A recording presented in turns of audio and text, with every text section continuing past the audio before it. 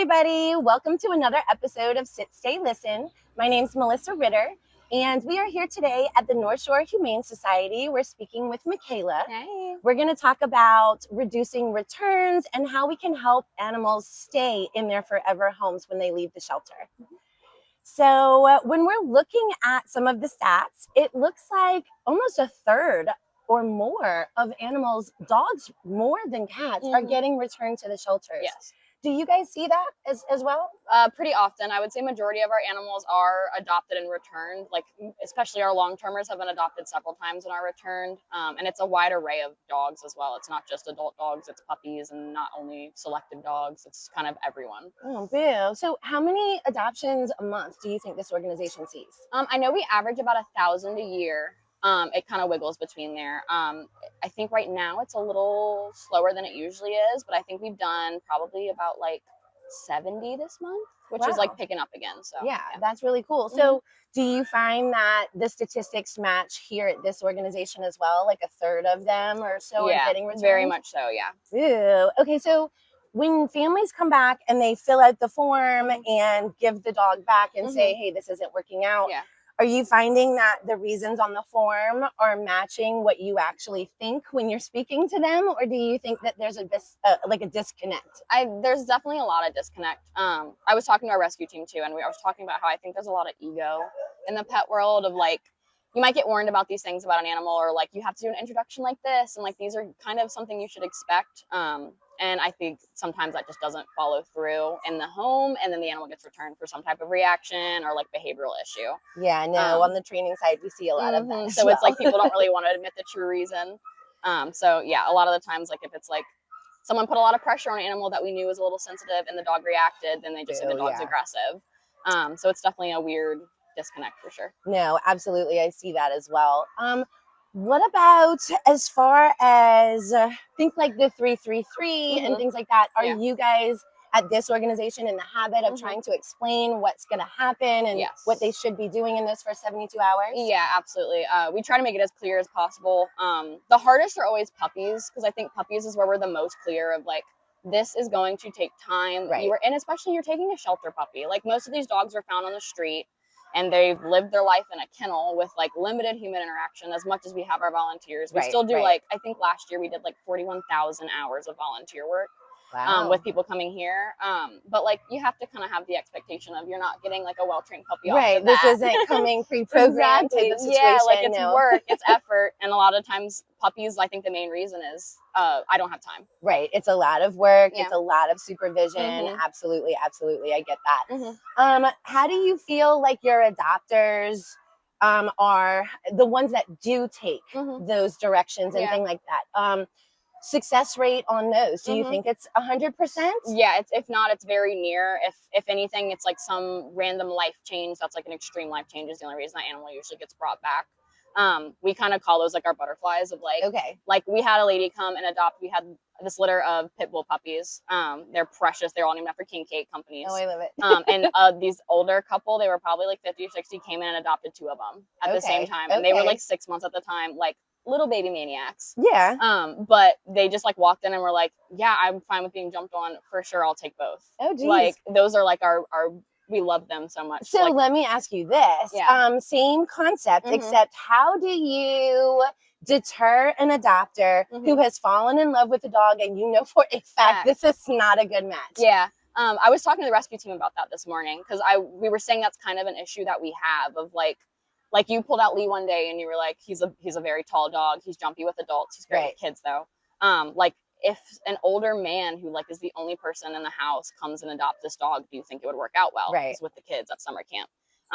And we try to kind of like sway people, but I definitely think that there's ways that we can improve and like being a little more stern with like, this is not a good fit and this is not going to work out well. But we are implementing, we added more questions to our adoption application. We're in the middle of doing that. And now it has like a lifestyle section. Like if something happens to you, where will the dog go? Like previous pets and like experience with that. Like being strategic and having them actually think about like, this is a big responsibility. It's not just like, ooh, a dog. Yeah. I love that. I love that. Trying to help them be more thoughtful about the situation. Yes. I'm sure that especially that definitely beforehand. helps. Like yes, before the you walk in before. and you see this sad puppy in a kennel that you just have to save. Yes, yes, yes. It kind of deters it, I guess. Let me ask you this. Have you had adopters come back and say, we're 3 weeks in and this isn't working, can you help us? Yeah. And what kind of like help and assistance are you seeing that they actually need? Is it real behavior problems or is it more of like a transition issue? It's usually a transition issue and them not holding up the expectations that we told them in the beginning. Understood, like this is a puppy, it's going to nip, it might bite your kids a little bit, it might shred some things, or even adult dogs. Like we have so many high energy adult dogs, especially because they're coming out of a kennel. Right. Well, and not all of them are super experienced living in a house yet. Yeah, like you're gonna have the dog's probably gonna go to the bathroom in your house for a month or two, especially these dogs go to the bathroom on concrete. Well, like, and that's the thing, right? Like they don't know where the potty spot is yet. Yeah. So it's just a lot of behavioral things that's labeled behavioral to them, but it's really just like transition of you not and like those communication issues and things like that. Here at the Northshore Humane Society, do you guys have any kind of like a trainer or like training assistants for adopters and stuff? So we actually just transitioned to a new dog trainer. Her name is Emily. She was actually a vet tech with us for a long time. Very and cool. She graduated with her, like went through behavioral college and everything. Love that. Having that transition, transfer. Yeah, and she actually worked in animal care before a vet tech, so she like knows these animals so well. I love that. And she's so stubborn in the best way ever. Like she knows stubborn humans are my favorite. Yeah, she's the best. She is doing so well with our animals, and really like working really close with them. And we have several adopters, like we'll reach out to her and just be like, hey, how, like, what can I do? She actually wrote up a plan for a dog. My friend adopted a dog from us, and one of her dogs started going after him. She has 4 dogs in the home, large dogs. Oh man, that's so fun. Yeah.